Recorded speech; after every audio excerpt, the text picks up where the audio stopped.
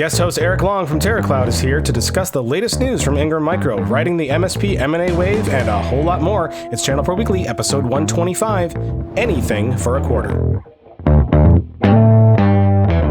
Hello everyone, welcome to Channel Pro Weekly, episode 125. My name is Matt Wedlock, technology editor, online director, and your host of this fine program for you, the VARs, the integrators, the managed service providers, the IT reseller specialists, the security specialists, the IoT integrators. If you do something with technology and you do it with another business, you're probably in the right place. But if you're not sure if you're in the right place, you can ask this guy, my cohort and partner in crime, the person where a dollar goes a long way, executive editor Rich Freeman. And I will just amend what you said a little bit. You want to be working with a small or mid-sized business, but if you do that, you're in the right place. That's true. I forgot to omit the enterprise folks. So hey, if you're an enterprise guy, yeah, you can stay here and watch anyway. We're going to have a good time. But hey, there's someone sitting next to you. So we have a special guest host this week. He is the titleless. Apparently they're working on titles there, but the titleless person from TeraCloud. And if a dollar goes a long way with Rich, I've heard that Eric will do anything for a quarter. So Mr. Low Cost Eric Long, say hello. Hello, and that makes me a quadrisexual. Well, we are trying to branch out here on Channel Pro Weekly and make sure that we're inclusive of everyone, even those who are really cheap. So, Rich, you are not at home. You are, well, sitting in a sofa in a conference center somewhere. What are you doing right now? So, yes, I mean, as folks who are watching the video will see, Eric and I are actually seated side by side. We are in a corridor, a fairly public spot here. It will be interesting to see if we attract an audience. But we have both been attending the Ingram Micro 1 conference in Denver, which is just wrapping up today. And we are at the Gaylord Rockies Hotel and Resort. And broadcasting from there. And for folks who are watching on video, you will notice that Eric and I are the men in black today. So you're fighting aliens and then hitting the slopes. Yeah, precisely. Eric, are you a big skier? Do you ski when you're in Colorado? I am more of a faller than a skier. So yeah, no more skiing for me. That career ended. So you'll be out hitting the bunny trails. We're going to be hitting the airport. The airport, yes. I've been to that particular facility. That's a pretty nice conference center. They got that cool area where the restaurants and the bars are. They're in the waterfall thing. Yeah, no, it's a nice place. We are, as I said, in a corridor. We're looking across the way out through these enormous windows at a very nice view. It is snowing here in Denver as we speak. Roads are looking clear, but could be an interesting travel day. Well, it is also going to be very picturesque then, so make sure you get your holiday card photo in before you leave. You and Eric, and then we can maybe Photoshop in like a Chewbacca or some kind of Star Wars character to make it more interesting. Abominable snowman. Yeah. Indeed. So, Eric, for those who are not familiar with you, because I do not believe we've had you on before, if I remember correctly. We have. Yeah, we have had you on before. That must have been a while ago. That was last year, I think. Yeah. That was probably mid last year. So it has been a while. But certainly before we did video. That's right. I do remember that. I don't think I was on. Maybe I was on video. I think he was on video because he was doing his piece from his RV. That's true. The RV. See, Rich, this is what happens when we record at 9 o'clock in the morning. My memory just isn't working yet. That is right. Well, anyway, for those who don't remember you and your RV, why don't you tell people a little bit about you and what you do? Well, I'm with TeraCloud. It's a managed service provider. We do managed security services, cloud, big in cloud, and we're based out of Dallas, Texas. Fantastic. I know we've done business with you for a while as well, and we are so glad to have you back, and in a, I guess not in a moving recreational vehicle. This is true. We're relatively stable this time. It's 8:15 here. We were out rather late. I was affected by the one more drink scenario last night, and which turned into 2 or 3 or 4. So I may not be on top of my game today. Well, I'm sure you'll do fine. Fortunately, we do have we've got quite a bit to get through today, Rich. So I'll give everybody a breakdown of what we have in store. So we've got a couple news stories, a few other stories that we're going to talk about, riding the MSP M&A wave, a couple quick mentions about security threat landscape and hiring. We also have an interview that you recorded with Eric Hembry from Ingram Micro on IoT. So we're going to talk about that and introduce that in a little bit. Of course, we got a museum pick and a tech pick for you this week. So we're just going to get on the road, I guess, even though we don't have Eric's RV. So now I don't know how we're going to do this.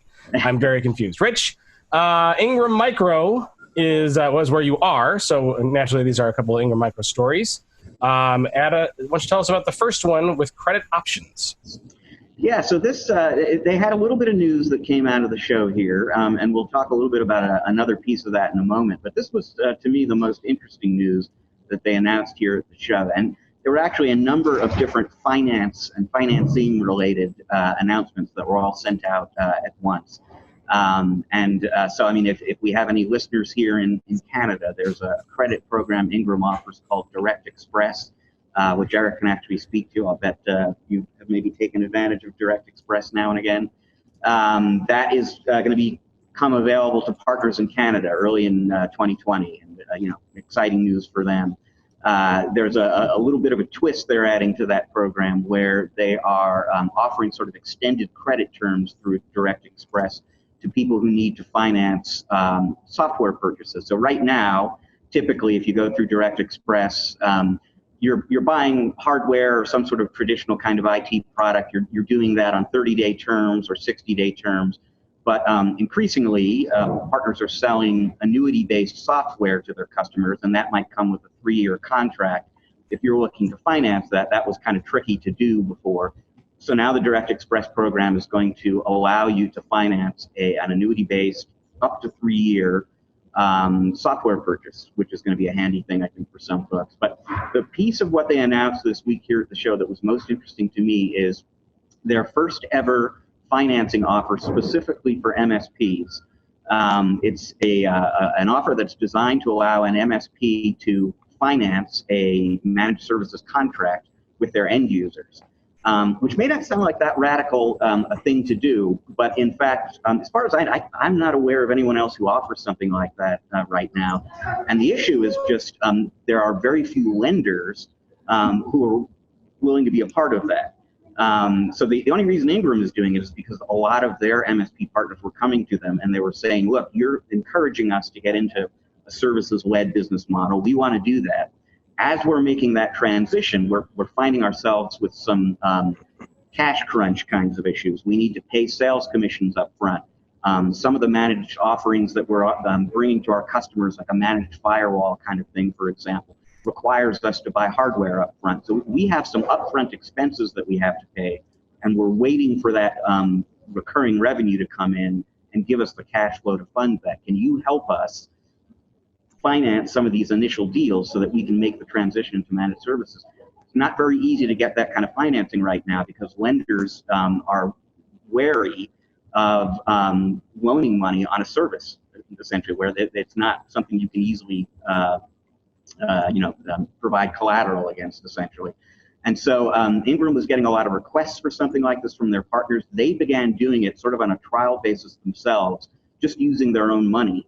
But they could only scale that so far. So recently, and we don't know who it is, but they have found a bank, a lender, some sort of institution willing to work with them on that. And so now they have broadly rolled out what is certainly for them the first financing option for MSPs, designed to help, in particular, designed to help MSPs who are getting started in that field get started. And it's definitely their first thing. I have not run into this in too many other places at all from any other distributor. It is interesting. So in the financing terms, there's no fees, as I read, correct? No fees. I think you might be referring to the annuity-based software piece of Direct Express. Okay, so what is the costs, the financing cost then, for the multi-year deals? Well, I mean, I don't know what kind, and Eric might even have some experience just borrowing through Ingram and know what kind of terms they typically deal with. I'm just looking at what we do know about the details of how that service works. So, typically what they'll do is they'll look at the total lifetime value of a managed services contract. They will loan the partner about 40 to 50% of that, as opposed to the whole thing. And the idea is if you give the partner that 40 to 50%, that's what they need to cover the upfront costs. Hidden from the end user, the end user doesn't necessarily see this. As far as they know, they're paying their MSP, but in fact, the money is flowing directly to Ingram.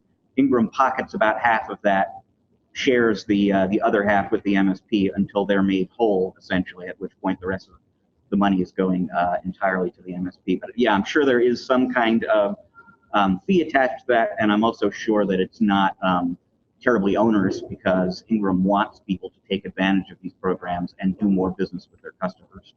Okay, so that's interesting. So you're not financing the whole thing, up to about half of it, which I guess makes sense. How does the billing work in that case? Because you said they're paying Ingram directly. So do you end up billing for all your services through Ingram in that case, and they take some of it, or how does that work? Yep, that's exactly. I believe so, yeah. Yeah. And they do this kind of thing in other scenarios too. So I don't know if you have been a part of any of these kinds of black box programs. I am not. We've been doing this for a long time, and these types of things weren't available to us. So we self-financed hardware if we were bundling it into a managed services agreement. Or early on, we would just break those hardware costs out, and those would just either be leased to the customer, and then managed services would be, excluded from that particular agreement. I can't imagine doing it. Yeah. I don't think, in my view, for maybe a more established company, that you'd want to do that necessarily. I want to probably retain those things internally. And then, most of the manufacturers, if you're rolling out UTMs or switches or things like that, there typically is some kind of recurring model available, in a hardware service, scenario. And we've taken advantage of some of those types of things. But, small managed services client, it's going to be a UTM that's $1,000, $1,500 with a subscription. And a lot of them have gone onto a monthly, model at this point.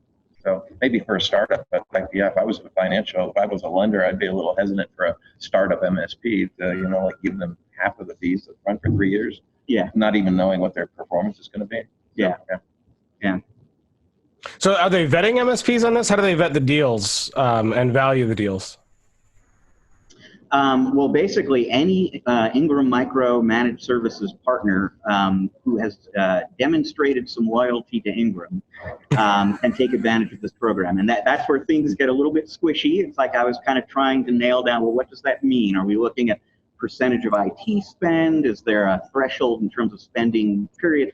They didn't want to kind of talk specifics. They did say, look, if you are primary through Tech Data or Synex or something like that, we're probably not going to extend this to you. But if we know you, we know that you are an Ingram first kind of partner, this program is available to you. And I think that's all the vetting essentially that they feel like they need to do. That they have a relationship with you, and they have had it long enough that they feel like they can trust you to be good for the money.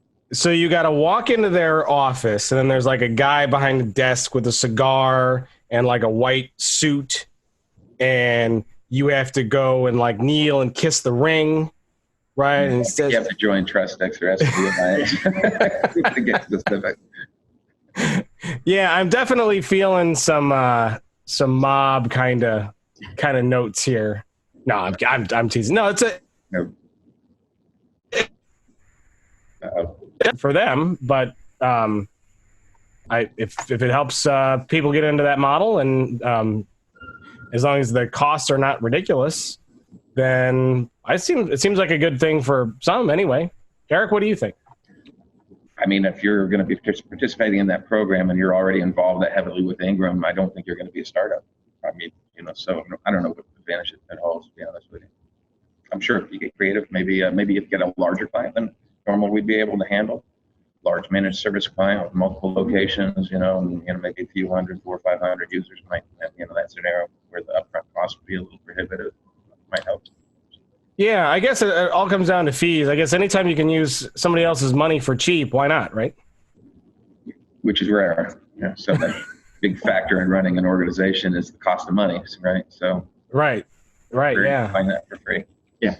And you don't even have to marry their daughter, so that's good. Yeah. Yeah. I'm sure they were considering that requirement, but partner feedback. My family and your family, we got to merge them together. You know what I mean? I don't know why I got maybe I was watching The Godfather the other day. I got the mob on my brain today or something. I don't know. All right. Rich, I don't know if there's anything else you want to say on this one, is there? No, it's just, I guess closing words would just be, this is another example of creative, and I mean this in the good way, creative financing by the folks at Ingram. It's been a real point of emphasis for them in the last few years to listen very carefully to their partners, kind of understand where partners are struggling and need financial assistance, and either create new programs or customize the existing ones. And that's something that they always emphasize when I'm talking with them is, don't look at our menu of financing options on the website and think that's the only thing that we can do with you.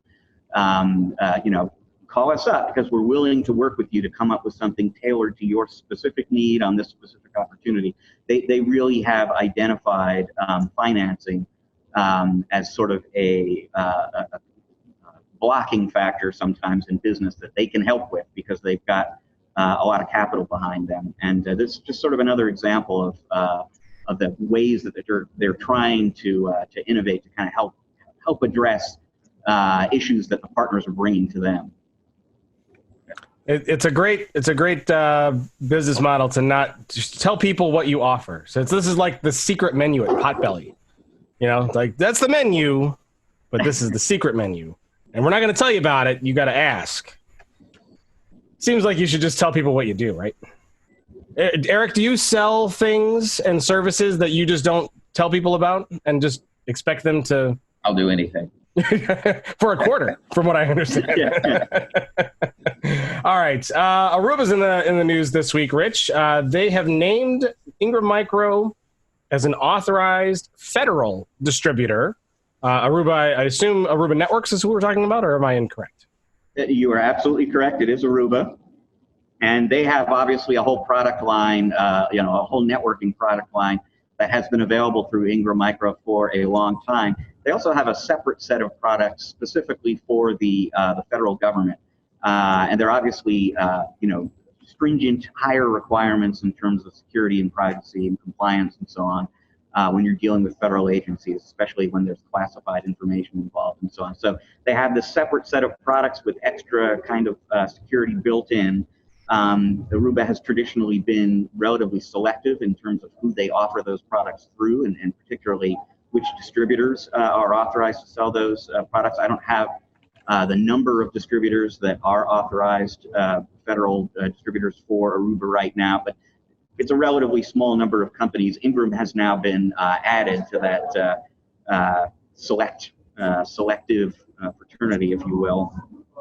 And so, this is going to be, good news mostly for Ingram partners who sell to the federal government, because there have been other networking options available to them before. This now kind of extends a whole new product set into the mix for you to consider when you're looking for the right system for a particular customer opportunity that you're dealing with. And for Ingram, it's great news because it sort of reflects further progress in terms of their relationship with Aruba, which dates back to 2013. It's been kind of picking up steam. Ingram has had some success in terms of bringing Ingram partners, and including like net new partners who previously weren't buying Aruba's stuff, to Aruba, and helping Aruba manage the unmanaged partners, if you will, the ones who are not at elite levels within their partner program, helping Aruba expand the channel. And this is sort of one reflection of the payoff on those investments that Ingram has made. Is from Ingram's perspective, that record of success is what got them, or what gave Aruba the confidence, basically, to make Ingram a federal authorized federal distributor, as well as just a distributor of the general product line. All right, Eric, what are your thoughts on this? We've got no play in federal government at all. So, but I think talking to some of the other resellers, that it's probably more of a play to bring competitive or to bring resellers over from other competitors. Good way of doing that for those people that are embedded in Fed.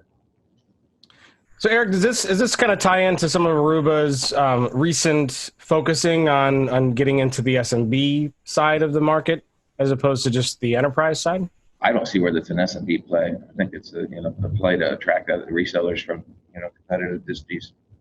I don't see where from the SMB space you either you typically pick a product and you live with that manufacturer's product, not try to have too much of a breadth of offerings for networking, for instance. So I don't see where that would be related. The federal space and really the government space in general gets very complicated very quickly in terms of the SMB piece of that. So I mean, there are requirements and carve-outs and government contracts specifically for small businesses, meaning small IT businesses. The government and state governments, they all try to direct a certain amount of their IT spending to smaller businesses. And so there is that very much that opportunity for ChannelPros to get into federal projects and state and local government projects. But at the same time, my impression certainly is that all that business tends to be dominated by the larger companies. But particularly on the federal side of things, in state and local government, I think it's maybe a little bit more open for an SMB kind of play. Okay. All right. Sounds like it's not something that most people who would listen to the show would need to worry about, right? No, I mean, that's kind of what I'm gathering here, right?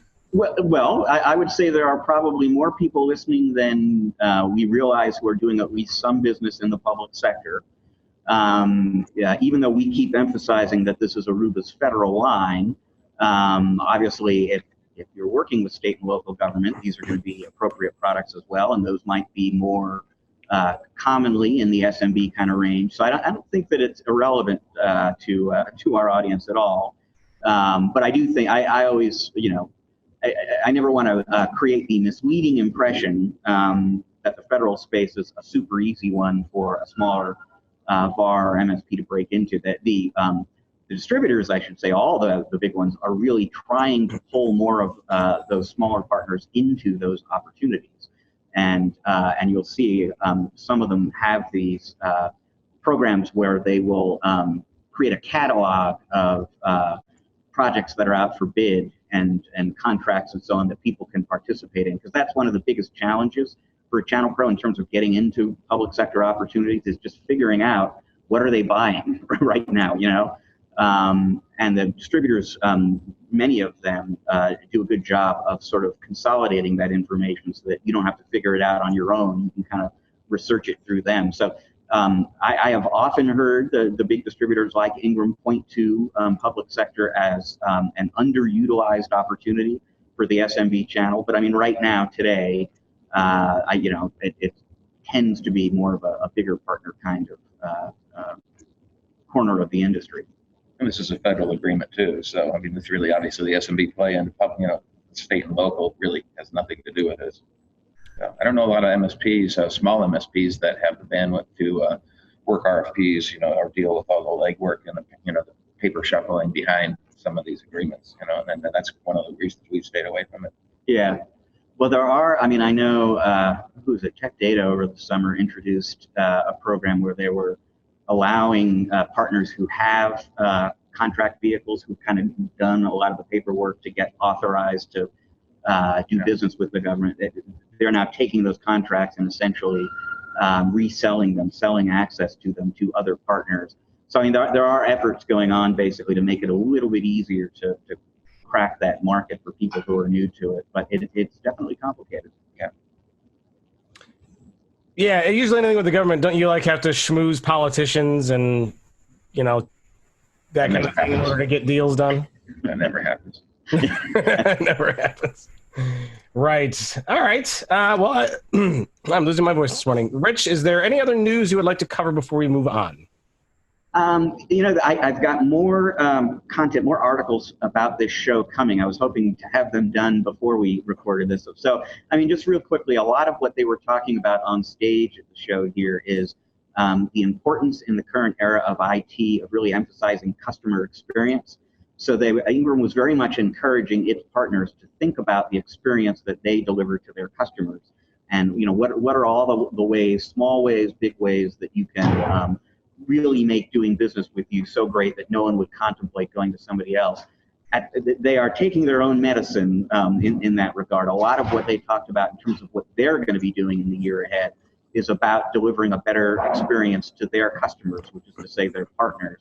And so I'll have an article coming later today about some of the really fairly substantial investments they're making in areas like automation, and so providing self-service tools that are going to get people answers, enable them to place orders and track orders on a self-serve basis, and get information much more quickly and easily than they could before. They've got, trying to think of the other things that we're going to be writing about here that they've got coming up, and unfortunately, because I have not written the article, I don't have it on my fingertip. But let's just suffice it to say, millions of dollars going into streamlining the way that people do business with Ingram Micro, so that they don't think about taking their business to another distributor.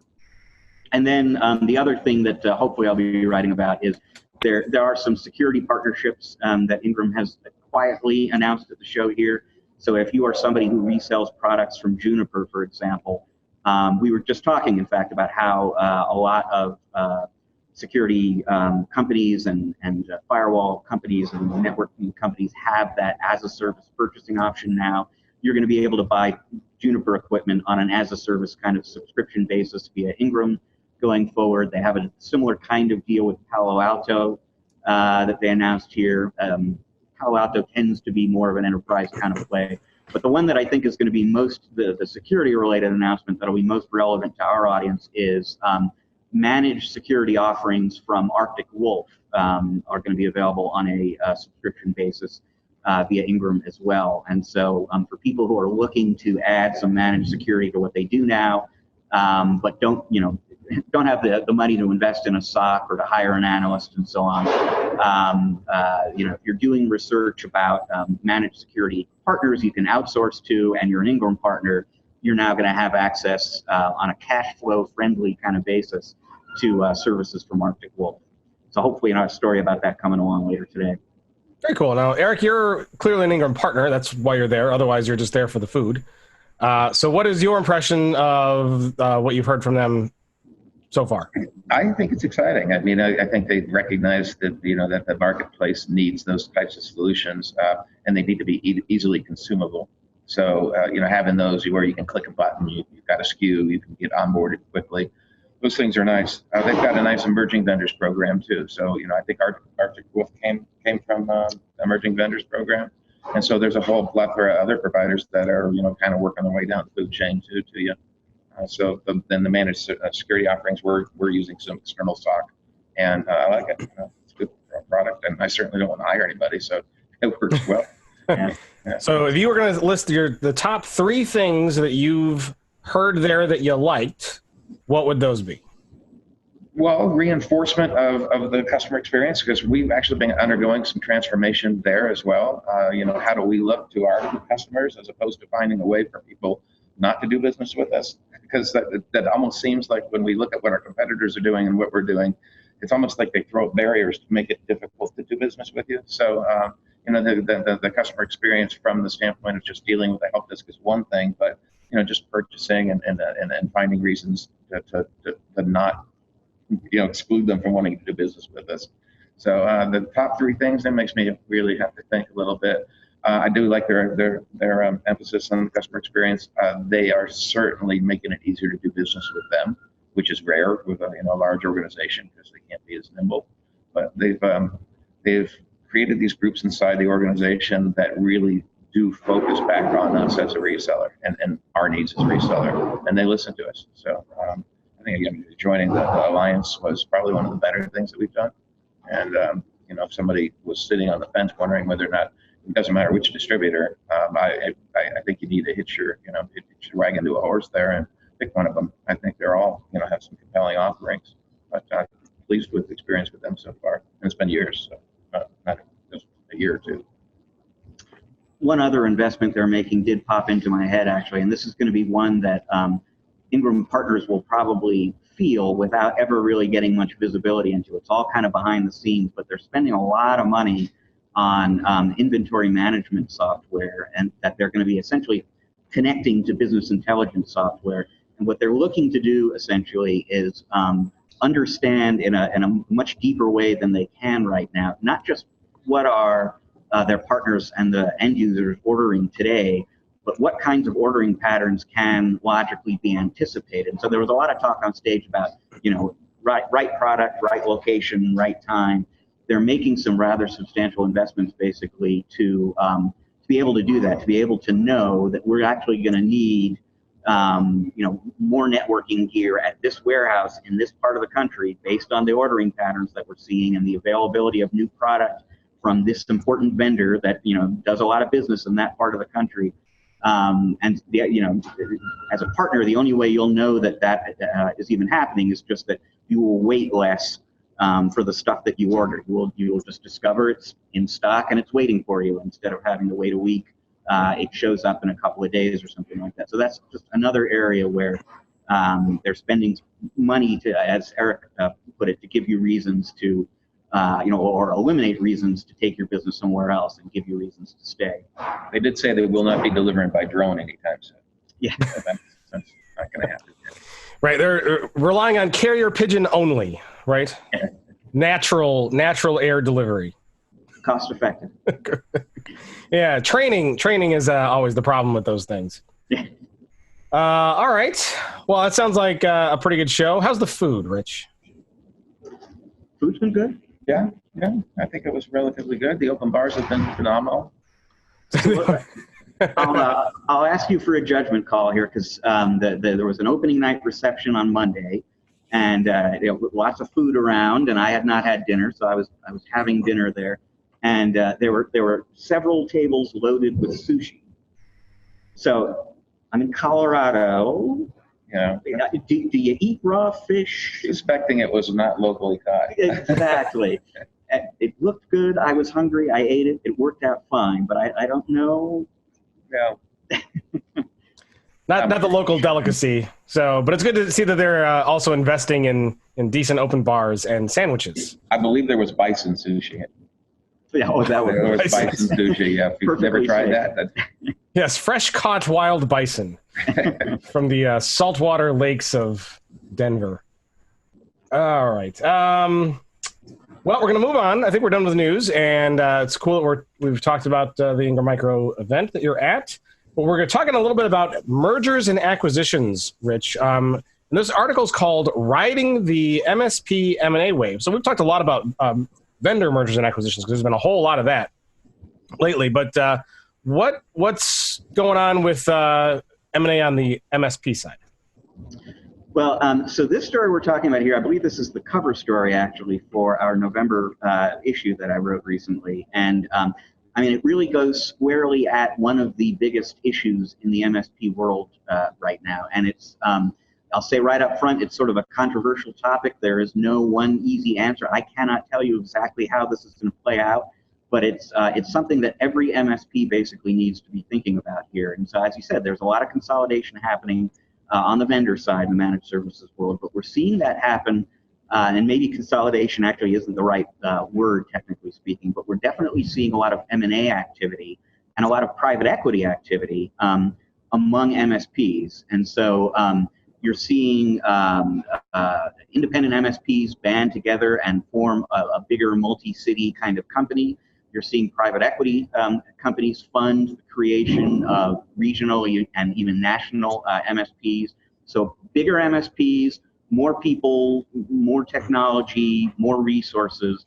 There's certainly a line of thought basically that says a great deal of the future of the MSP market is going to belong to these bigger companies that just have more capital and more resources and can sort of outcompete the smaller guys.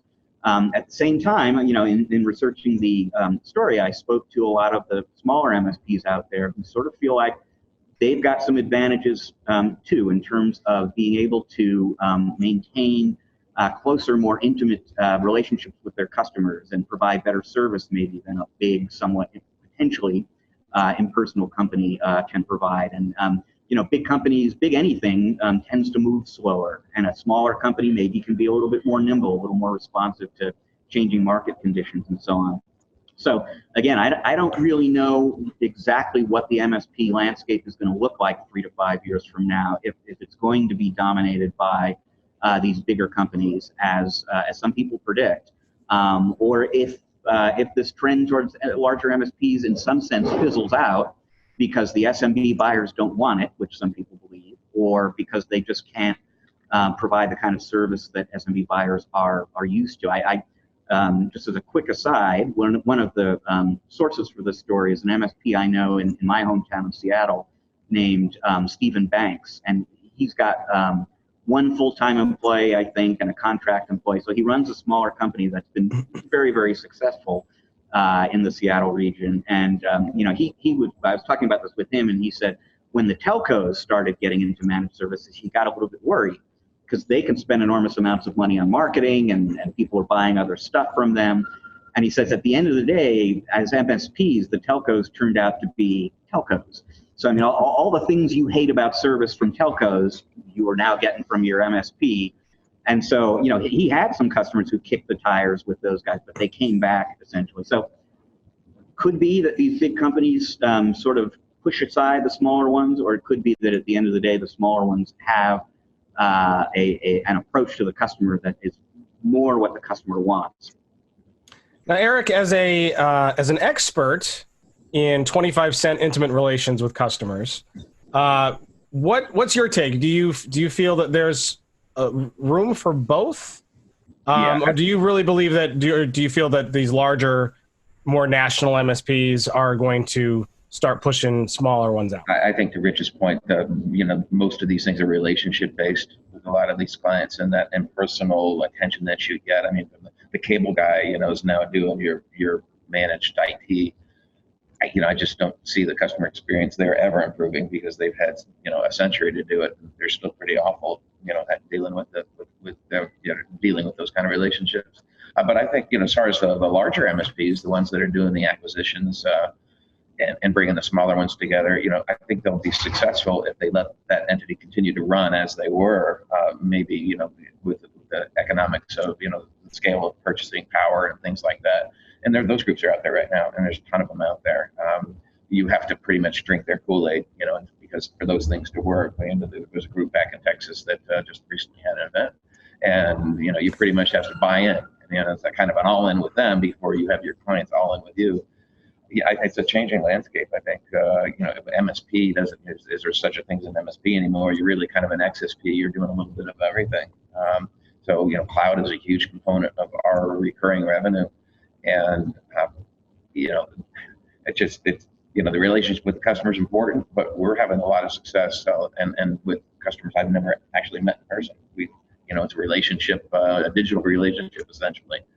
We did a project up in Iowa, for crying out loud. And, I'm not going to Iowa this time of year. There's no way you're going to get me there. But I think there's a room for pretty much all those players in there. I don't feel any threats from the large telcos taking over the managed services space. I think they see that they're losing market share, and they have to be a player. I think they're just compelled to do that, but it's like a bad gambler. They're going to still keep going back to the table, but I don't think they're ever going to walk away winning from it. They should probably concentrate on what they do best. I should say there is another model. There are a whole bunch of different models to approaching this larger MSP kind of possibility. And I think you were the company in Texas you were alluding to there. Is that the 20? Yeah. Yeah. So that is one approach where, yeah, exactly. You buy in and you use that tool set, and we actually have another article about the 20 coming in our December issue. So we'll be talking more about those guys in the coming weeks. But another kind of example that we cite in the article here is this company, Iconic IT, and Chris Hoos, who was sort of a solo MSP in, I think, Tulsa, if I'm not mistaken. And he saw the rise of these larger companies and started wondering about, am I going to be able to compete against somebody who can afford to spend way more money than I do on marketing, for example, to my customers. And he got together with some other independent MSPs he knows through his peer group. And they said, let's just form one big company. And that's what Iconic IT is. It started out as 4 MSPs. They essentially pooled their resources. So they have more money to kind of put into the business. They can do some division of labor, and instead of having to do everything themselves, they can focus in particular areas a little bit more. It makes them more efficient. And they are very conscious of the fact, to Eric's point before, that the individual MSPs in Iconic IT have to continue working with their customers the way they did before. If they continue providing the same kind of service they did before, then Iconic IT takes advantage of the efficiencies of being a bigger company without losing some of that relationship and customer service advantage of a smaller business. So that's another kind of model that you might see coming along. It's 5, 6, 7, 10, 12 independent MSPs operating as one, but in their local market operating as an individual MSP, just like any other solo shop. The challenge there is somebody still has to be running the organization from a top-down perspective. And if you're going to be making decisions between 5 or 6 or 8 different business owners, that's fraught with peril. I just imagine lots of complications there. Yeah. I hear a lot about national footprint, and does that probably matters to some customers? Does it? But it doesn't matter to everything. But as we go forward, do we think that the opportunity to work with customers that have a much more diverse operation, branch offices all over the country, are the smaller MSPs going to lose out on those companies if they don't have a national footprint? The hard thing there is to quantify how many deals require that kind of, if not national footprint, then at least multi-geography kind of footprint. I will say I hinted that we've got a story about the 20 coming up, and I was at their conference just a few weeks ago. And one of the things that they were talking about is they are getting deals now that they would not get if they didn't have this sort of multi-location kind of capabilities. So, and we're talking about, deals that involve 400 or 500 seats spread out across multiple cities. And the number one selection criteria on the customer side was, I've got locations in these 5 places. Do you? And the 20 is one of those organizations, along, with the franchisers, for example, TeamLogic IT, CMIT. They're one of those relatively few organizations right now that can say, yeah, we've got feet on the street in all those different places, and it's all one tool set and one set of processes, and we can kind of serve you one way in all those places. I don't know if that's an enormous piece of the pie. I think it has a lot of benefit to closing deals that you might not normally get if you were just a regionalized MSP, which is why we took the model of being and having multiple small offices in different regions, because, number one, it allows us to attract talent and keep talent, so they don't have to move to Dallas, or they don't have to move to Florida, or wherever we might have our headquarters, and so we can retain the talent. So it's benefit from a hiring perspective.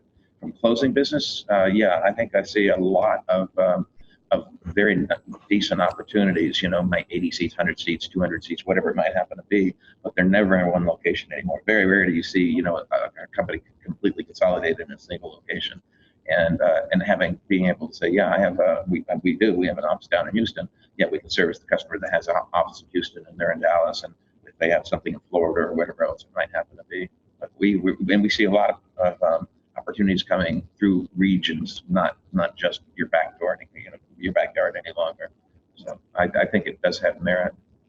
Do you think going forward, you'll find that most MSPs are going to need to join some kind of alliance and work with other MSPs? Or do you think a single MSP can branch enough to survive in a world where there's all of these MSP networks that kind of work together as one?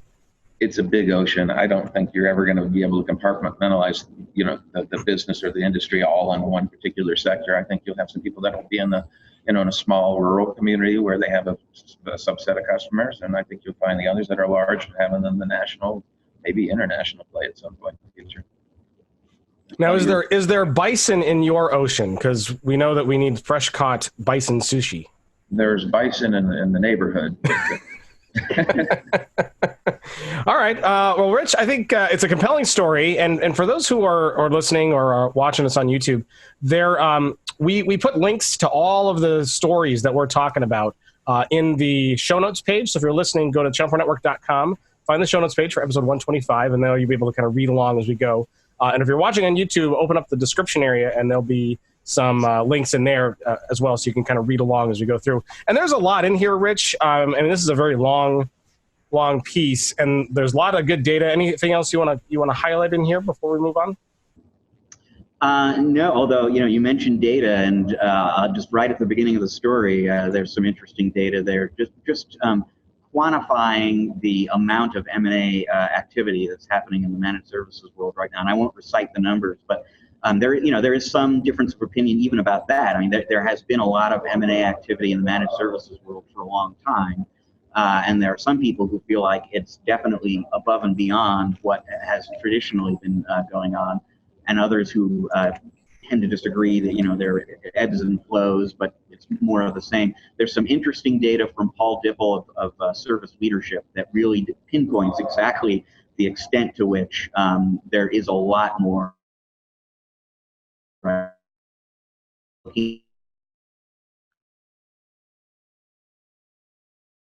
Well, it looks like hotel Wi-Fi, Rich, may have struck again.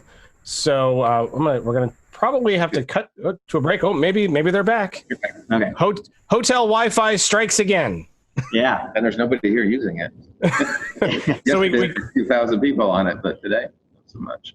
Yeah, so we kind of lost you as you were talking there a little bit. Why don't you back up to maybe like a minute of what you were talking about? So had I gotten into the Paul Dipple? You were just starting that. Okay, yeah. So basically, that there are some folks out there right now who feel like, yes, there's a lot of merger and acquisition activity among MSPs, but when has that not been the case, essentially?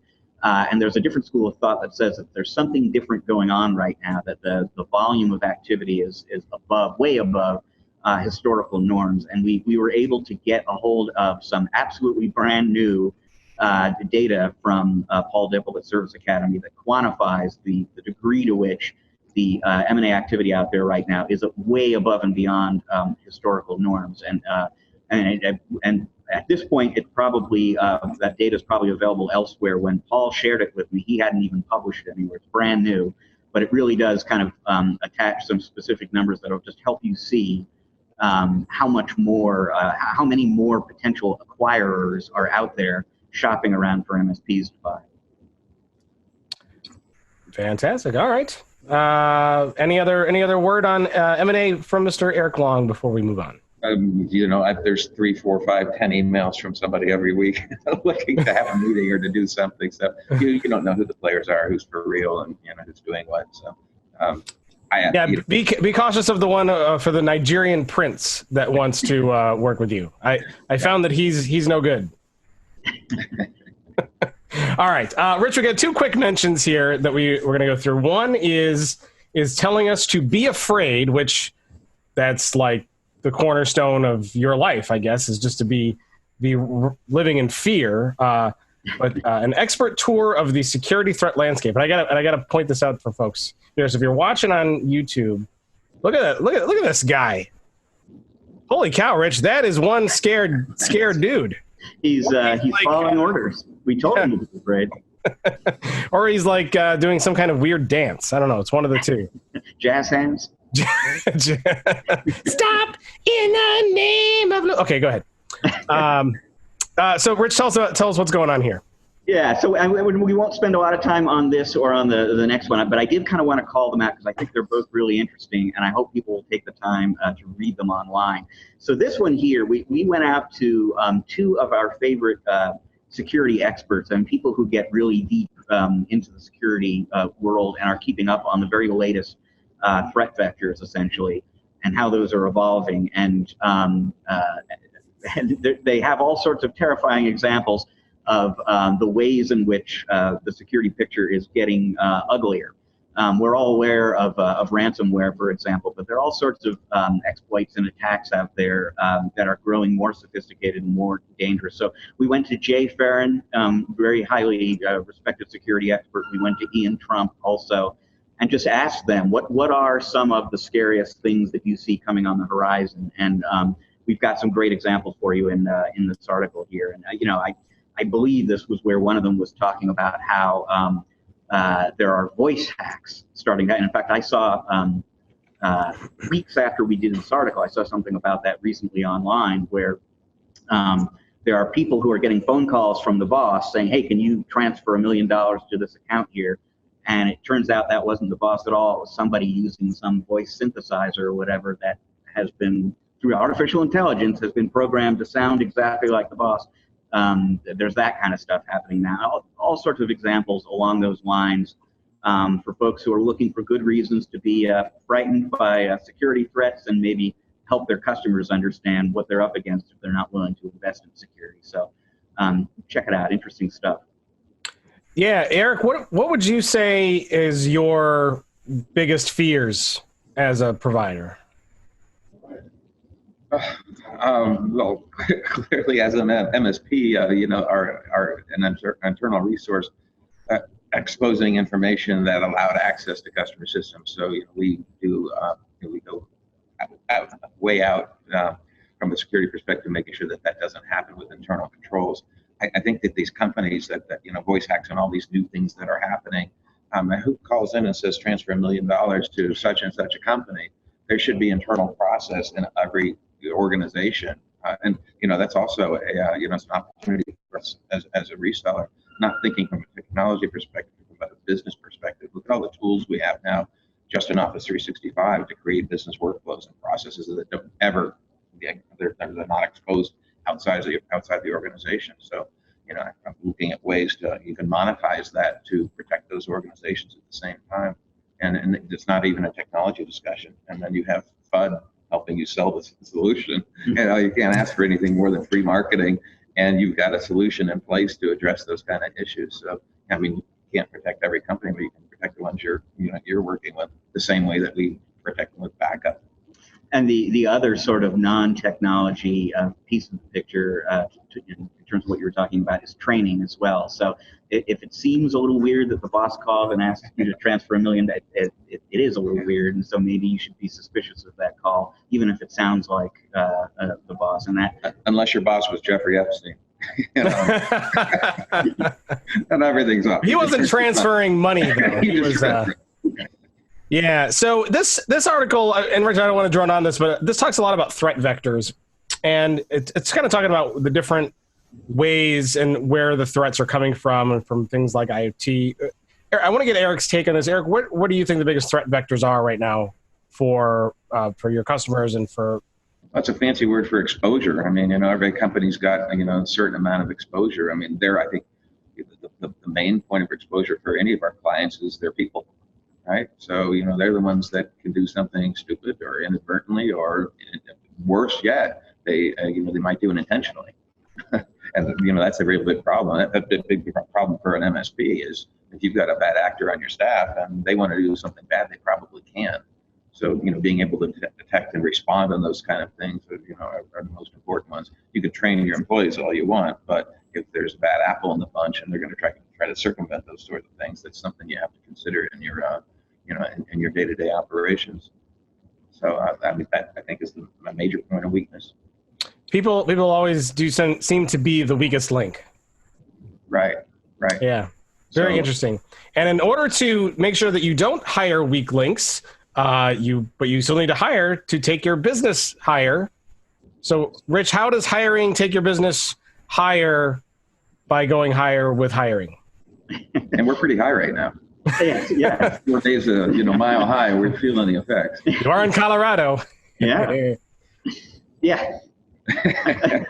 Yeah, they don't call it Rocky Mountain High for nothing out here. Yeah. I remember where I was actually, the odor was wafted. It may even have been the airport, and I was thinking, man, I am in Colorado for sure. Yeah, no, we have a regular feature in every issue of our monthly magazine that we call peer-to-peer, and it's where we go out to one of our readers, an MSP or a VAR, and they share some best practices from their business. And the most recent one is by a woman named Joanna Sobran, who runs a $5 million business called MXO Tech. And the advice that you can get from peer-to-peer, it's one of my favorite parts of the magazine, I should say, because it's truly peer-to-peer advice. It's coming from readers. It's based on real-world experience. It's not, ChannelPro kind of telling you what you should be doing. It's what people who do what you do telling you what has worked for them. And it runs the gamut. It could be sales related, it could be technology related, go-to-market related. But this particular one is about hiring, about finding the right people, and confirming that they really are the right people, and onboarding them successfully, et cetera. Because it's a absolutely critical thing. It really goes without saying that the quality of your team is probably the most important dimension to the quality and success of your business. And it's very hard to hire right now. It's a very difficult employment landscape for channel pros. And so I was just particularly struck by this piece. She decided sometime back to get really serious and rigorous about this in terms of how, what she looks for in a candidate, how she kind of tests them, what the interview process looks like, what has been successful for her. And I won't go into any of the details here. I think the best way to learn from her is to read this piece. But it was an unusually good one, good peer-to-peer column, one that I really enjoyed reading myself. And so we'll have a link to it in the show notes. And if you are one of the many MSPs out there struggling to find good people and retain them, take a few minutes and check this out. You'll probably learn something useful. Yeah, very cool. We'll put a link to that in the show notes. Now, Eric, you do hiring, right? I'm awful at hiring. So you learned something from this? Absolutely. We try to hire slow and fire fast.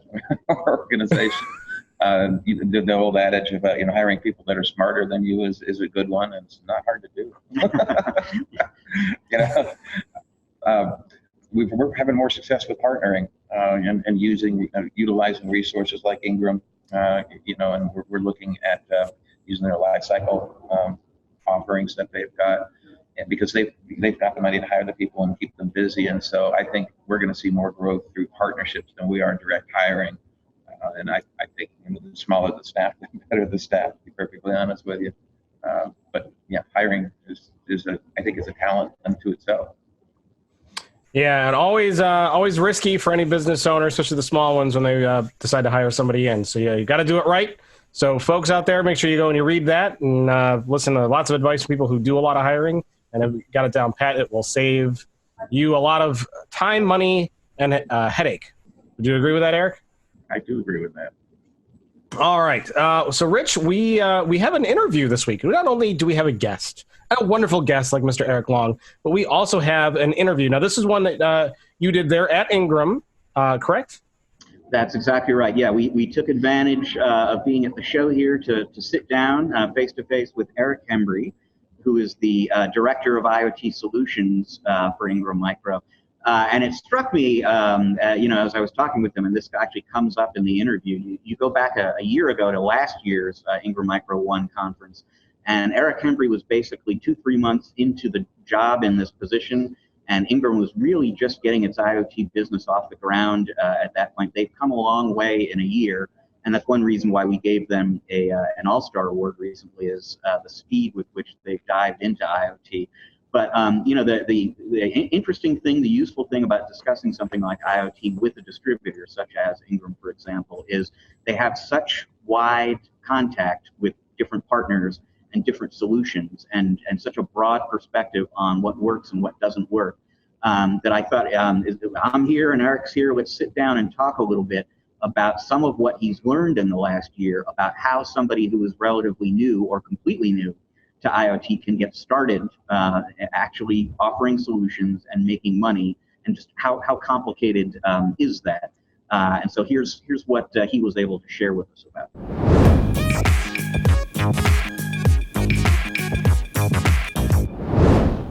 right, so we are here at the Ingram Micro One conference in Denver. A lot going on here today. We were fortunate to get some time with Eric Hembry, who is very closely involved with Ingram's efforts in the IoT market. Eric, tell folks a little bit about what you do with Ingram and your role in relation to IoT. Sure. I run our US go-to-market team for IoT, and what we've really been honing our efforts on over the past 15 months has been partner enablement, right? I think our partners are savvy enough to understand the technical aspects of IoT, but not necessarily the business model and justification and how to deploy and manage successful IoT practices within their own company. And we've been working with our partners and our practice builder program to better enable them into how IoT can be layered into their existing business to build incremental value versus it being viewed as a separate business unit.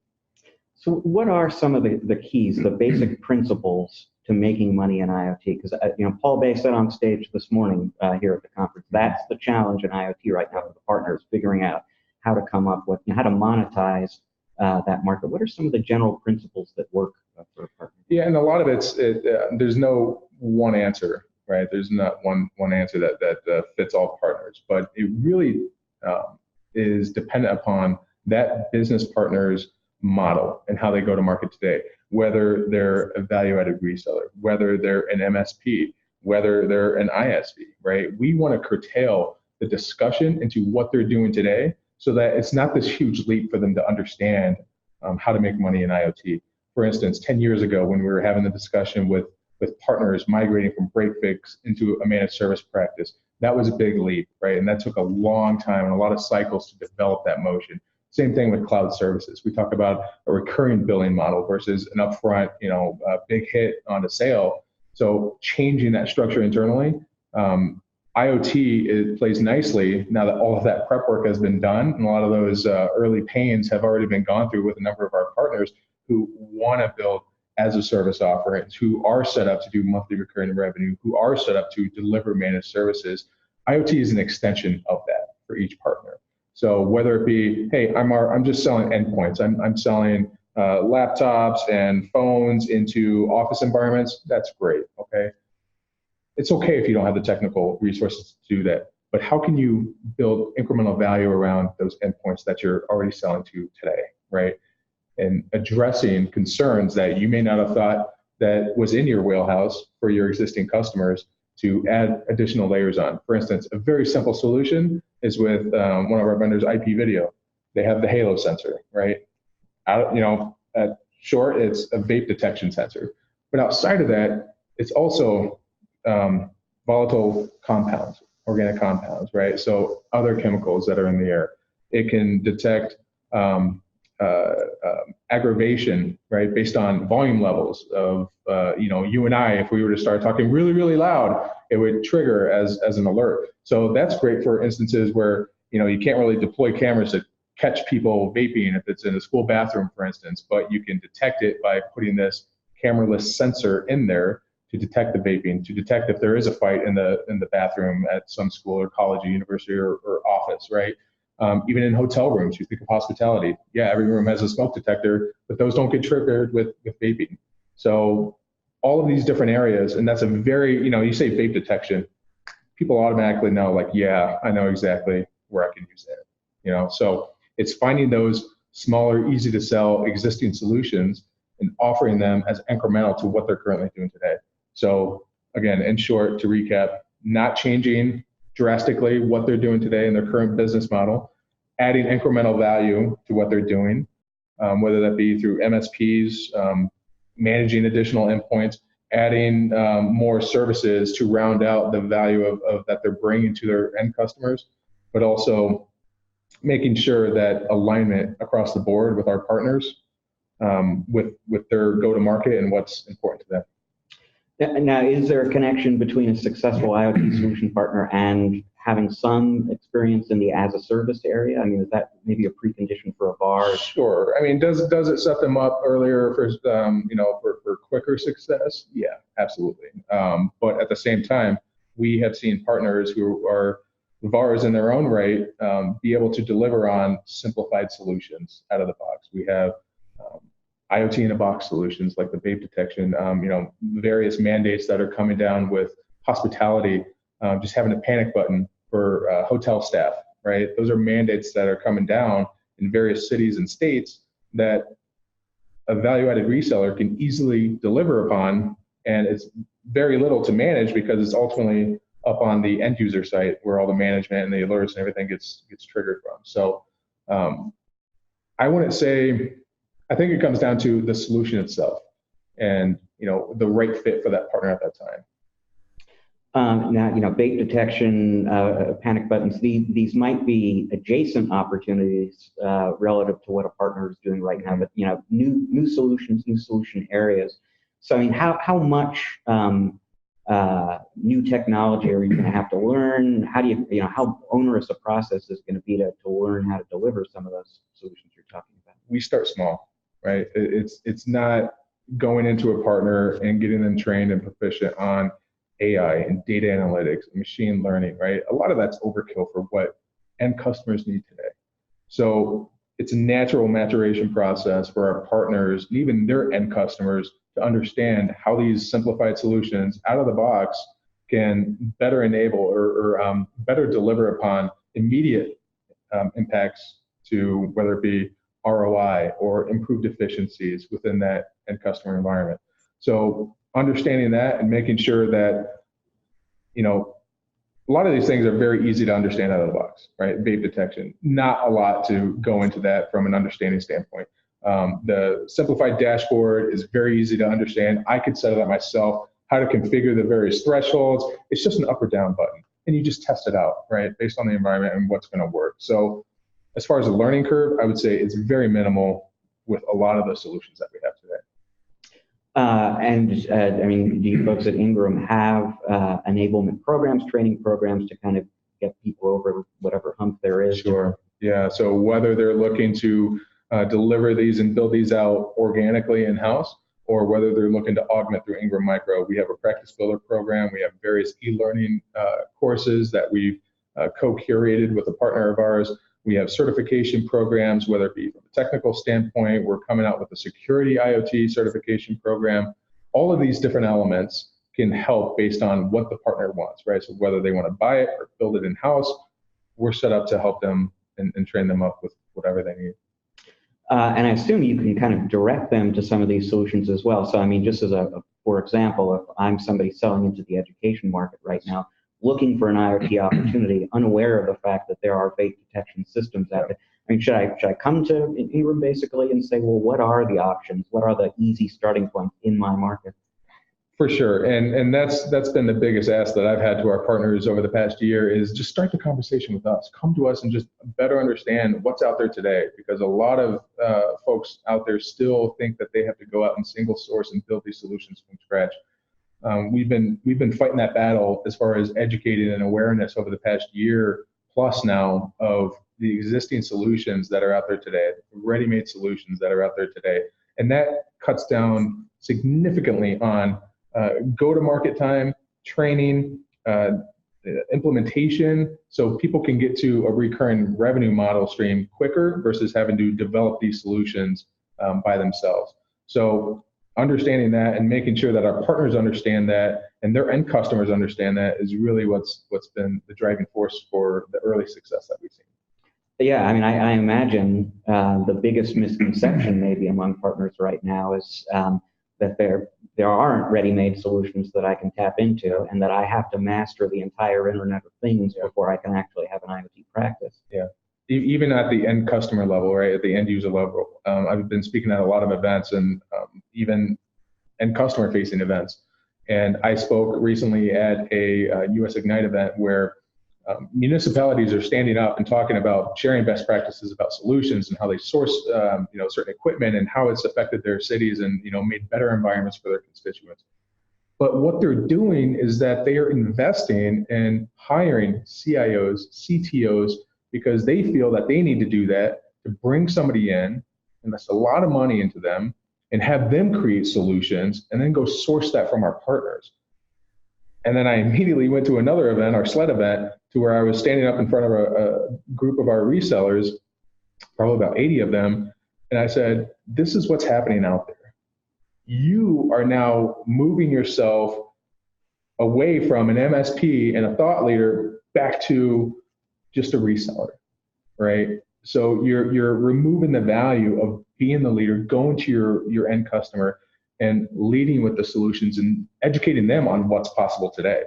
And that, again, is one of those aha moments where partners are hearing that and they're thinking, oh, maybe I should start to look at this more. Maybe I should start to have the discussion. And it's not just, I gave cities as an example.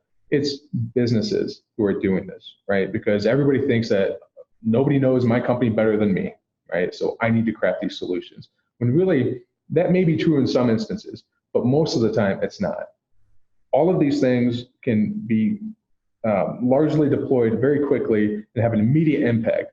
And again, with IoT solutions, they can be evolved. They can be added onto, right? And continue to grow the value above and beyond what the initial deployment was. So layering in machine learning, layering in data analytics, layering in AI. All of these things don't have to be day one. They can be layered on throughout the years. Yeah, I wanted to touch on that actually, and just sort of understand how much of the value for the partner is in the project itself, speccing it out, installing it, and so on, versus the sort of ongoing maintenance or enhancement or what have you. Yeah, so I think it comes down to the partner's capabilities and to what they want to do, right, and what they want to focus on. At the end of the day, they can all have access to the assessment work, the design services, and mark that up or white label it for themselves. And really, it comes down to allowing them to, number one, understand that piece, but helping them build that model into the offering so that they're not just viewing it as, okay, well, I take this SKU item and I mark it up 5%. I take this SKU item, I mark it up 20%. I take this and mark it up whatever. No, it's how are you delivering on the whole solution, delivering upon that to the customer, working within budgets.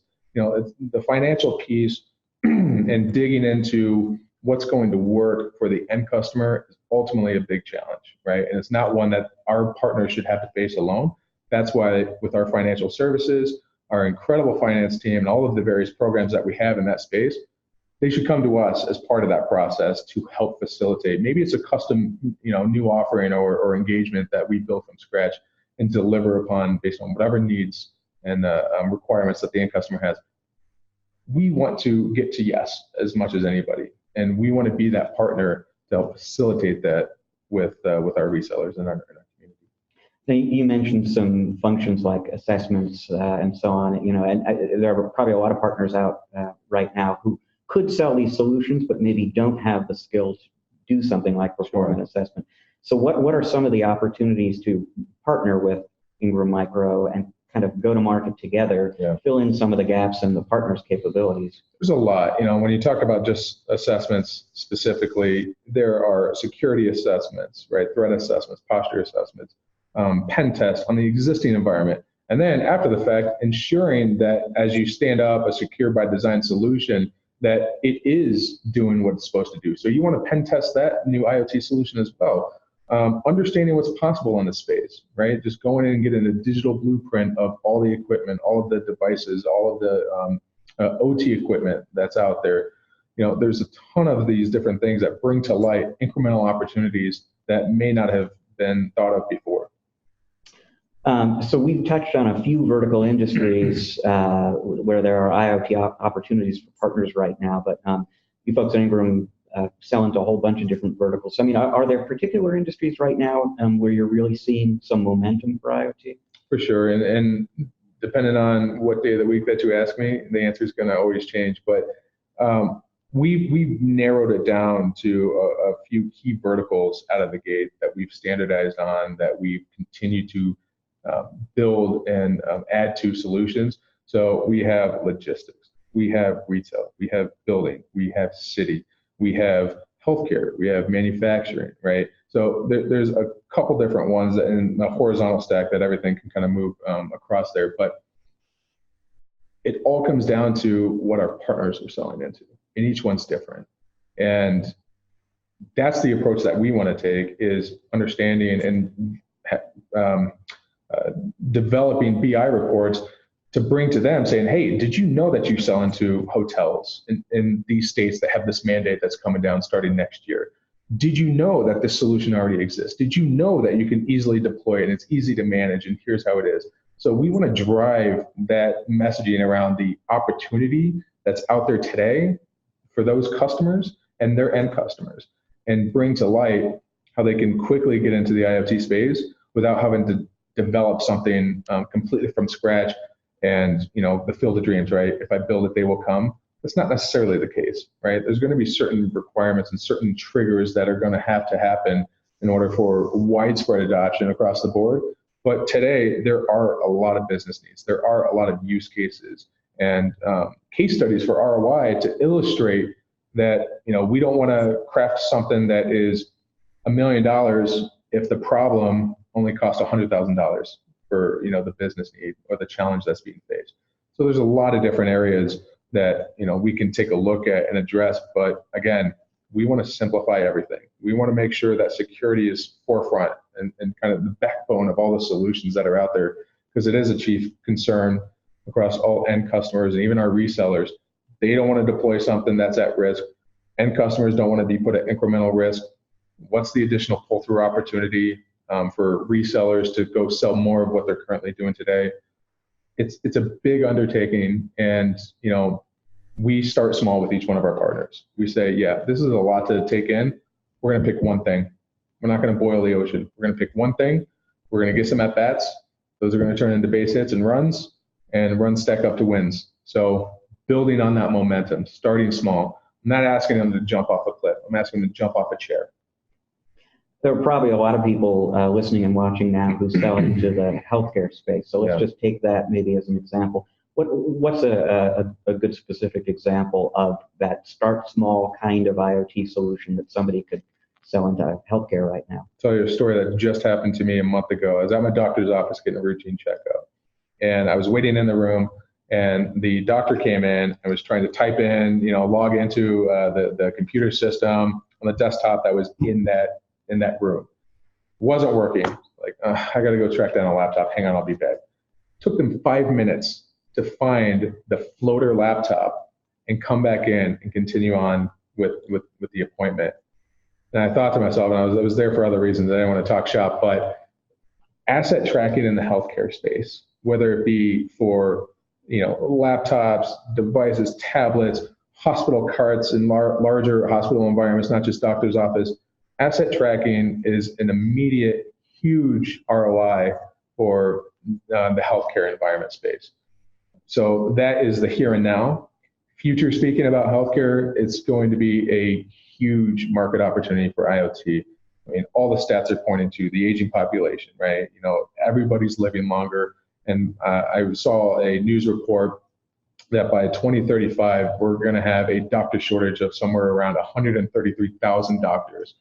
So home healthcare, at-home health, remote healthcare services, all of this is going to be enabled by IoT solutions, right? But then it also comes down to, not to get into this today, but who's all paying for it? Is it up to the patient? Is it up to the provider? Is it up to the insurance company?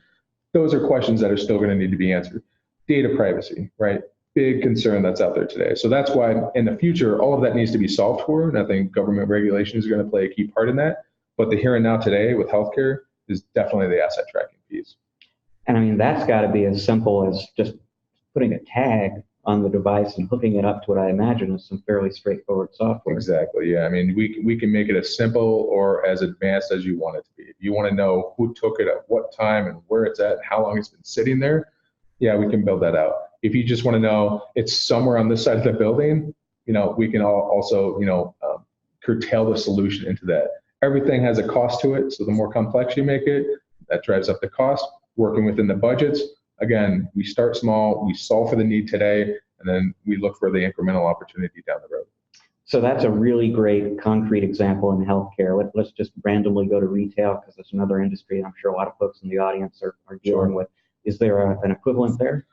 Yeah, I mean, retail is a huge opportunity for us. That's the way we have our retail pop-up shop that our marketing team and our technical experts knocked out of the park as far as setting up a real working retail solution, right? So that could be inventory management, heat mapping from a marketing standpoint and understanding where a lot of the traffic flow is happening within the store and driving high dollar items within those hot zones, right, if you will, versus the lower dollar items, right? So turning ROI from that standpoint. Smart shelves, knowing when your inventory levels are low, having that tie into a back-end system to order more or to trigger the employees to go in the back and grab more inventory and put it out on the shelf. So you have full shelves all the time.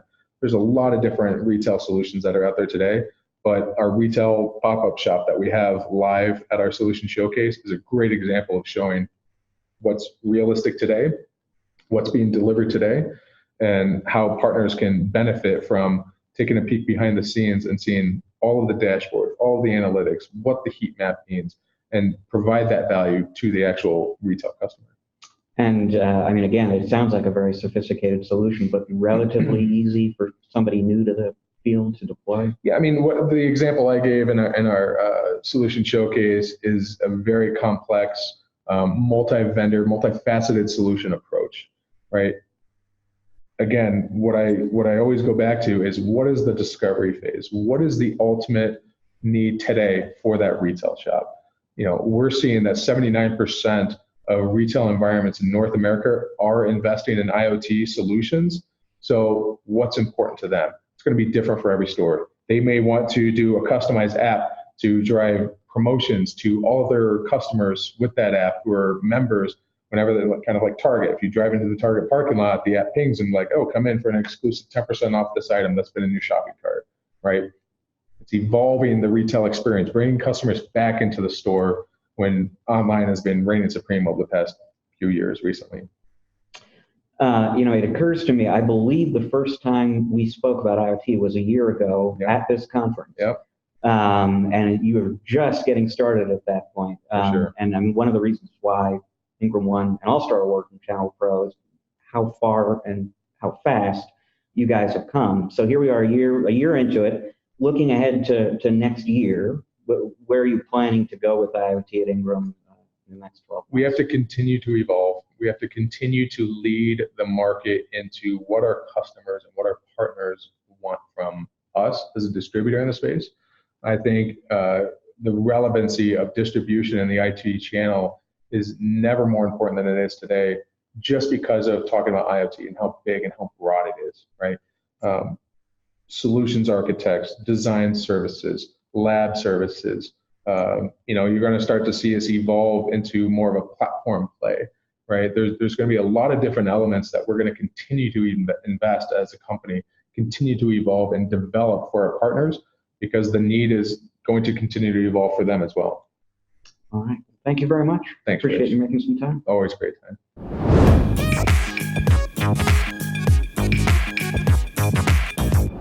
All right, that was Mr. Rich Freeman and Eric Hembry from Ingram Micro talking about, well, lots of things, actually. Rich, the interview speaks for itself. There was a lot of great information.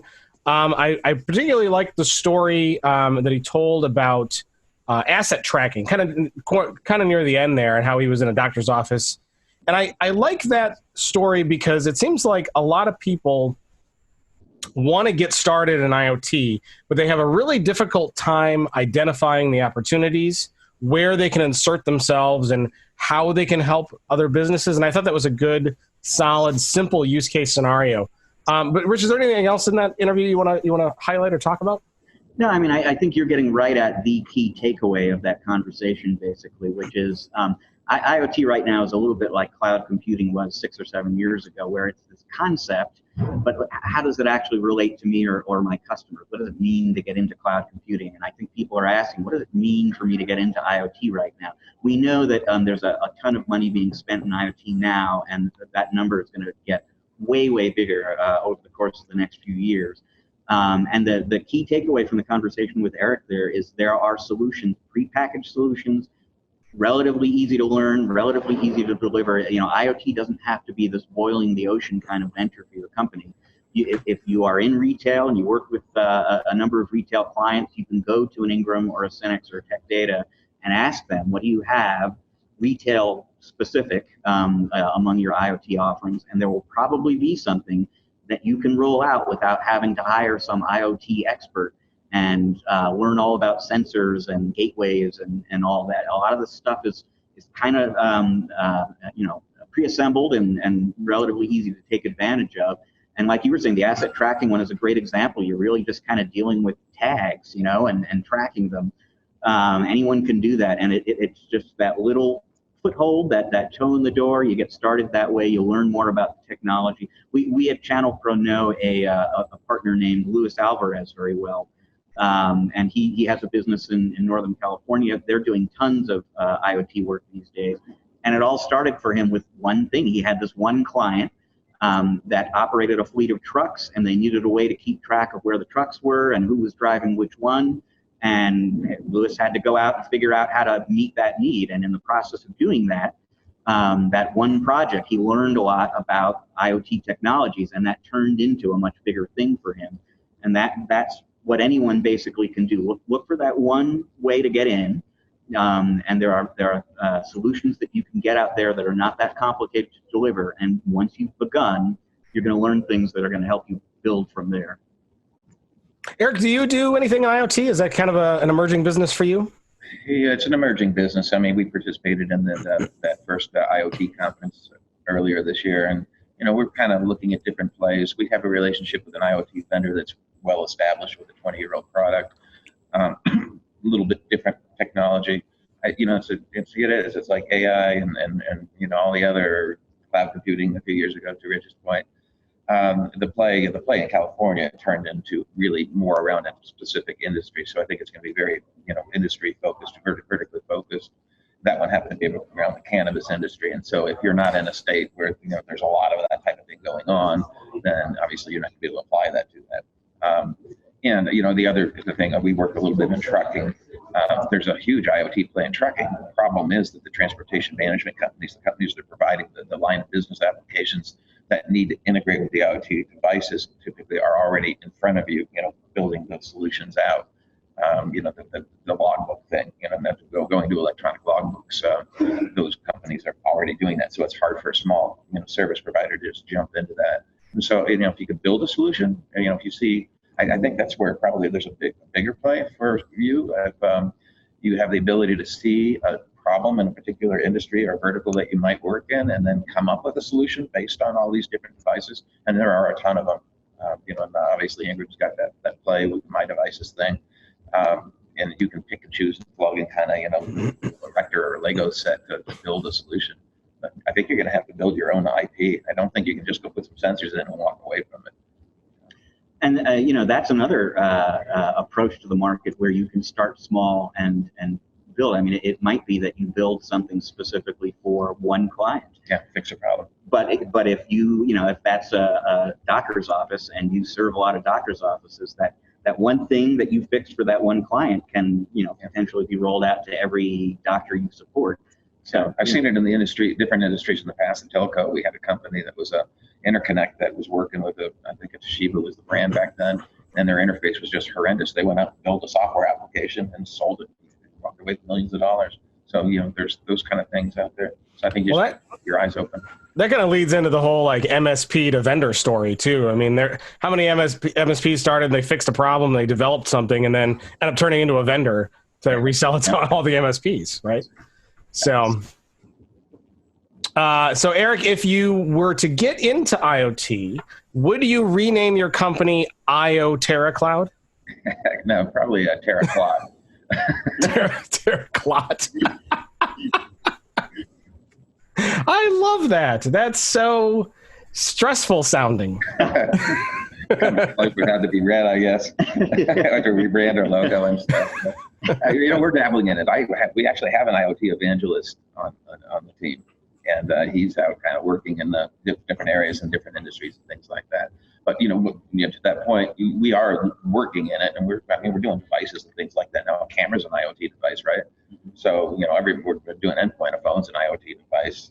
We're doing that. So we're doing door monitoring systems and access control systems and integrating them with other things, facial recognition through camera systems and things. So we've got to play in it, but I think the big money is to create something. Yeah, absolutely. Very cool. Great interview, Rich. And hopefully we'll see some more interviews coming up.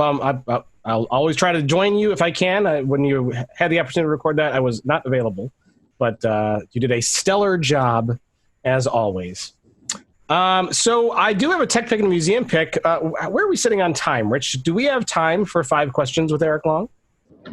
I would say, because we need to check out and get to the airport, I would say we've got another 2.5 questions, probably. Yeah, 2.5. Just send you a picture outside here. This is really cool.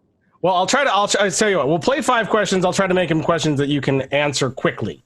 All right. So 5 questions with Eric Long. Here we go. Eric, if you were going to build the perfect sandwich, what would be on it? Well, it'll be gluten-free, so there'll be no bread. So it's going to be like some kind of thing with lettuce. Some kind of lettuce wrap. And what would be in the lettuce wrap? Locks. All right. Favorite sports franchise? By name? Sure. Yeah.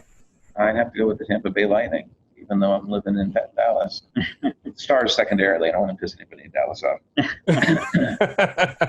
So hockey guy. Hockey. Absolutely. Born and raised in Florida. You know, Yeah. big hockey tradition down there. Yeah, no secret. Anybody watches this show, I'm also a big hockey fan. But I follow the Blackhawks obviously because I'm in the Chicago area. But I follow the local AHL affiliate mostly because they're like right nearby. So I'm a big fan of that. Now, do you follow the Texas Stars as well? The Dallas Stars, I do. The Dallas Stars. Okay, not their AHL team. Yeah, they're walking distance from the half now. So Oh, nice. Yeah. Okay. All right. Cool. All right. So, Rich, you got a question? While I think of 2 more. You do another. I was not thinking ahead to. We're not mentally prepared for pretty much anything else today. All right. What is your favorite brand of jeans and what style? The $100 pair I just bought downstairs here because I ran out of clothes. And I don't know what brand they are. Actually, another one. I bought them last time I was at Gaylord. Very nice jeans. But I can't tell you what brand they are. And are they? But I will tell you they're $100. That's a lot of money for a pair of jeans. Are they like a certain style, like the tight fit? These are kind of loose. This is not the pair, unfortunately, but they're just comfortable jeans, and they're not mom jeans. I keep them above the waist, but below the belly button. Oh, I love it. Rich, all right, question. Okay, so you can only have one. Here, you have to choose one or the other. You're at the bar, Scotch or bourbon? Bourbon. I'm right there with them. Bourbon. It's going bourbon. All right, and for the final question, I try to make it a little bit more serious one. If you had any advice or anecdote that would be helpful to a fellow MSP, what would it be? I don't have any. They're all trade secrets. All right. Well, then I will come up with a different question then, if you don't want to share the secret sauce. Favorite salad dressing? I'd have to go with Caesar on that one. But Going Caesar. Caesar dressing with raw eggs and anchovies. So now a creamy Caesar or like the more classic liquidy Caesar? Traditional. Traditional Caesar. You got to rub the anchovies in the bowl and little garlic and all that kind of stuff. Absolutely. Absolutely. Nothing out of a jar. Yeah. Nothing. He's a high-end salad man there, folks. Ladies, take a number now. All right, 5 questions with Eric Long. Eric, thank you so much for playing along. I really appreciate it. So that is going to lead us to our museum and tech pick. And Rich, this will go pretty quick, but I do have a museum pick this week, and I got to bend over here to pick it up. Okay. It's kind of big. Oh. So I want people to think back to the year 2000, right? Big year. Now, Eric, you might be able to tell me what kind of monitor was on most desks in the year 2000. Oh, in the year 2000, we were already in color CRTs. I would have to say an NEC multisync. NEC multisync, yeah. Well, believe it or not, there was also a burgeoning new market of LCD monitors. Okay. There were not many of them, and they were really expensive. But I happen to have one right here. But you are correct. The CRT was the color CRT, roughly 15-inch in size, was the most common monitor around that time. But this guy here is, Oh, I remember here. that. So for those watching on YouTube, for those who are listening, this is the KDS Radius. It's kind of hard. It's really big, so I gotta like lean back a little bit here. So this is the KDS Radius. It is a kind of that beige, classic computer color beige, where like for some reason one side of it like stayed the right color, but then like the rest of it kind of browns and yellows out. Why is that, Eric? Why does like one? Look at this. The top of this is like the same reason we're in that same condition. Yeah. That's true. Yeah. So this guy, I'll show you the back too. It has some buttons on the back, and of course, it has a proprietary, for those who are watching, a proprietary power connector. Because that was the way they built everything back then, was proprietary weird connectors. Yeah. So this one is a 15-inch resolution of 1024 by 768. So honestly, even generally lower resolution than a lot of the more standard CRT monitors at the time. But as you could see, it was, certainly not as skinny as as a lot of LCD monitors today, for sure. But skinnier than the CRTs for sure. That was a cell phone of the day then. What was the what? What was a cell phone of 2000? Cell phone in 2000. They were mostly candy bar phones. I want to say phones like the 2000. StarTAC, TeleTAC. That could be, yeah. Like Nokia candy bar phones. It's probably before the Razr, because that came mid 2000. So not smaller, but not like the old. I have some of those big ass giant phones, like that you put to your head. Year 2000. That was also still the year of around the year of Taco Talkin', if I remember. No, that was 90. That was 95, 96. Remember the Nokia N-Gage, Rich? With it was like you had to put it sideways to your head, and it looked like you were talking into a taco. I don't remember that. No. Oh my gosh, we're gonna have to like do a Taco Talkin' one of these days. I don't have an N-Gage though. I gotta try to find one. Anyway, so that is my museum pick, and it's that particular monitor. I remember when we first got it, and it wasn't mine actually. That used to belong to my father. He got that before I did through his job, and I remember being kind of amazed at like how thin it was. And I'd seen LCD screens and laptops and stuff, but I'd never seen like a desktop monitor that was like that. And I was kind of blown away. And the color was good. The lighting wasn't very good, but it was kind of neat. Eric, when did you get your first LCD monitor? I got to ask first though. Do you ever throw anything away? Garages could be just chock full of stuff. If it plugs in, has a screen or buttons, probably not. It's funny. That was probably my first monitor. That was a popular model out, and it wasn't cheap. I'm trying to remember what that actually was, but I think I paid $1,200 for a CRT back then, or at least a few years before that, for one of those NEC multi things. Wow. Yeah, most of the pricing I saw was around $1,000 for that, circa 2001. But I want to say it might have been a little bit more than that, because I was having a hard time finding pricing on the internet, because it's old, and I saw it in British pounds, so I was trying to figure out kind of what the U.S. equivalent would be. But I think you're right, somewhere between say $1,000 and $1,200 for that. And and at the time, a CRT monitor probably cost, like a cheap CRT monitor, probably cost around $300. Yeah, I don't think younger people really realize how expensive tech was back, especially pre-2000. It cost to buy a laptop in 1984, for instance. So the sharp, mono laptops were $2,500, $3,000.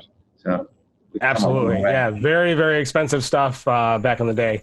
And sometimes you'll go back and you'll look at the price and you're like, oh, well, that's not, it doesn't seem all that unreasonable. But you have to always adjust for inflation. And back then, $700 or $1,000, that's like $500 million today, right? Because money's not worth it. Only have one. Yeah. Small business. Where's the computer today? Right. The computer today. Yeah. So to answer your question, no, I don't really throw stuff away. Rich can attest to that. It's pretty scary. I have actually been in his basement, and yeah, there is a lot of stuff down there. Yeah, and that's where that came from. I was digging in a box in the basement, and I found that one, and I'm like, oh, I should bring that, and it still works. It still works. VGA connector, of course, but yeah, I could plug it in, and it'll still do the job. I will say though, modern day monitors, which we're going to talk about in a second, look far better than this particular one from back in the day. So that was then 15-inch, 1024 by 768, really low pixel pitch. I mean, like you can see the pixels in this thing. Pretty poor backlighting, but monitors today are just breathtakingly awesome. Eric, wouldn't you agree? I would agree. Yeah, just amazing stuff. So I decided to pick one here to highlight. So my tech pick this week, and I'll put it up on the screen here for those who are watching. This is the LG 38BK95C-W. Oh, Eric, doesn't that just roll off the tongue? Despite the crazy model number name, this is a 38-inch curved 21 by 9 ultra wide IPS monitor with high dynamic range, a beautiful stand, fairly thin bezel all the way around. I mean, this thing is just a thing of beauty. Wrap your eyeballs in awesomeness. The resolution on this guy was 38. What was it? It was really high, like 3840 by 1600. So very high resolution. sRGB of 99%, USB Type-C. So definitely using new age connectors. But I mean, imagine what a spreadsheet would look like on that thing. Oh. And you can't have just one. You need at least 2 or 3 of those things wrapping you. How many would it take to make a circle? That would take, well, I'd have to start measuring out the dimensions. Quite a few. But I mean, it's amazing how these gigantic. Well, okay, I'm going to talk about 2 things real quick. One, the cost of televisions is just ridiculous, right? I remember I used to sell TVs back in the day, like big screen TVs on like a high-end home theater shop, and like a 55-inch rear projection TV, you know, a quasi decent one was like $3,000, $4,000 when I first started. And today you can buy a 55-inch 4K HDR, you know, smart TV with apps literally for $299.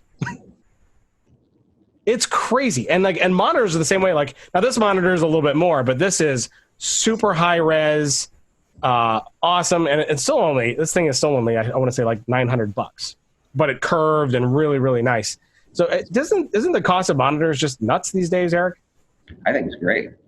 I mean, I suffered for many, many decades with little tiny screens. So yeah, everybody gets something immersive these days. Now, what kind of monitor do you use? Well, I'm using a couple Dell 36 inches at one of the offices, and then the RV's been upgraded that to a Surface Studio 2, which has a phenomenal display. Very expensive, but we're a Surface reseller. If anybody wants to buy any Surface product, you'll find us at www.net. But we're, the surfaces are incredible. The display quality is just amazing on those things. So that's the current RV workstation today.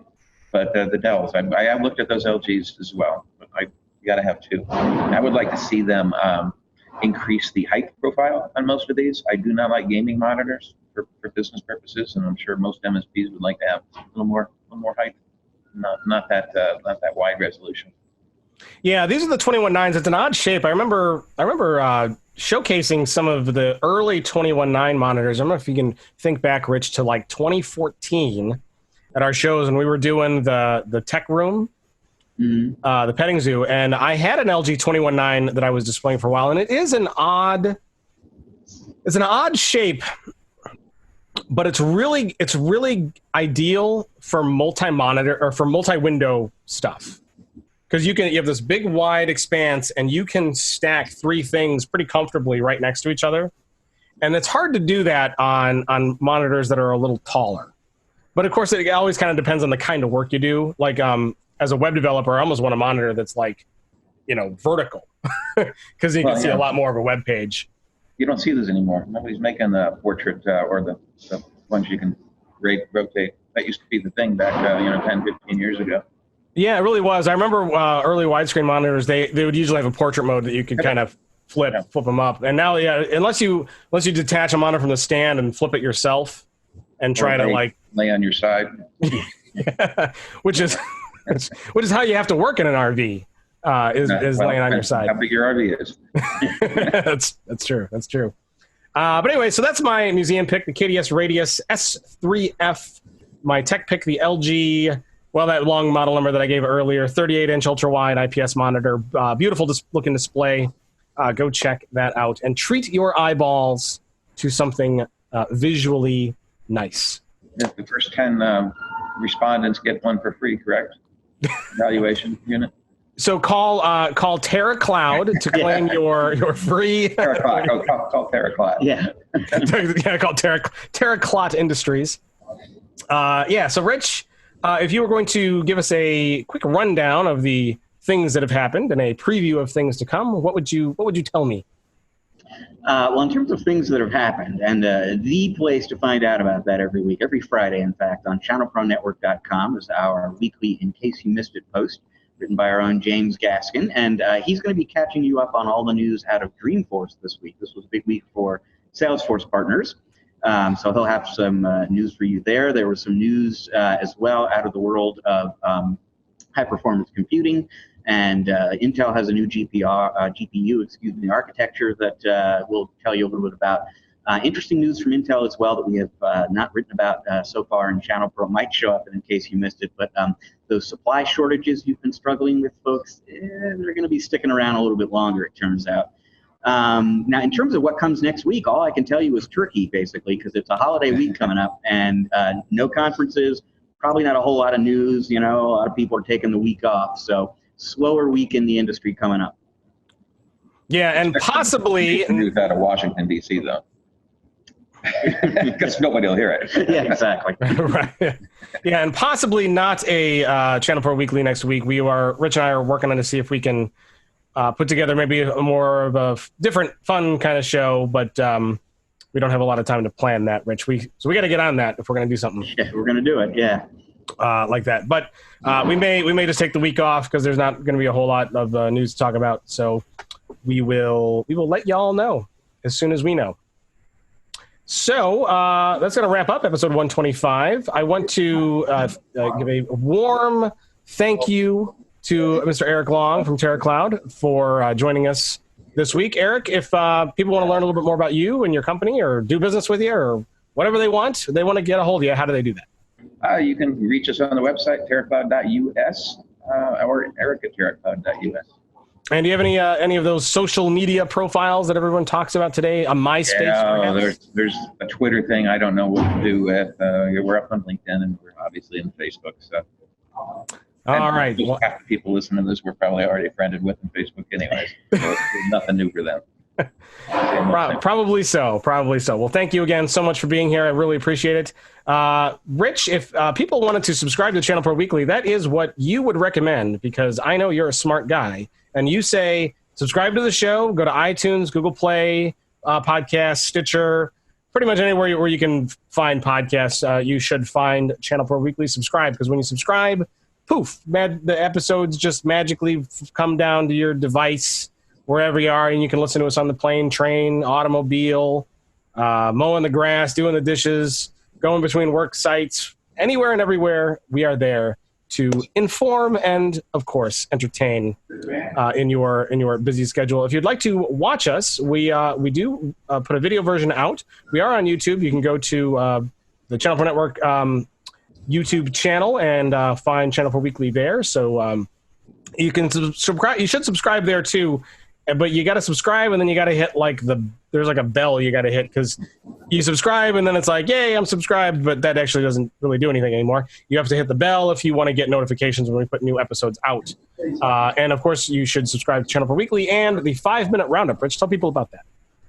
Well, the 5-Minute Roundup is a weekly video podcast that appears on ChannelProNetwork.com. It's hosted by me and Eric Simpson, who is a consultant to MSPs and other IT providers. And we kind of dive into one of the top stories of the week. Eric provides a free business tip for an MSP, and we have a little fun in between as well. So check that out. That shows up typically on a Thursday or a Friday on ChannelProNetwork.com. We're going to record this week's episode tomorrow, actually.